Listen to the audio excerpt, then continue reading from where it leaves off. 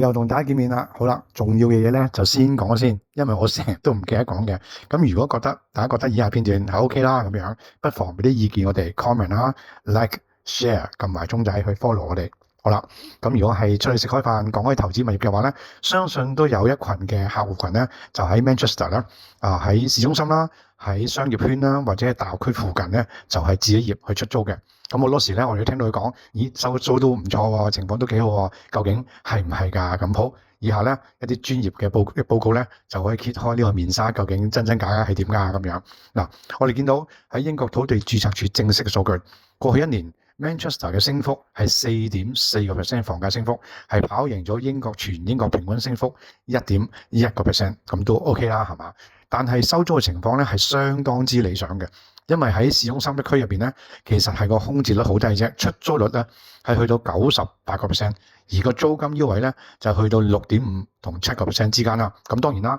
一啲更加好嘅地段咧，佢租金收益咧係比7% 更加理想嘅。好啦，咁如果你哋係 looking for 真係諗緊係置業投資去收租作為被動收入嘅話咧，不妨同我哋喺專業嘅團隊聯絡，睇下究竟而家喺 Manchester 啦，或者其他國家或者其他地方有啲咩物業嘅投資機遇咧，可以幫到手嘅。好啦，時間差唔多，多謝晒大家，下次見，拜拜。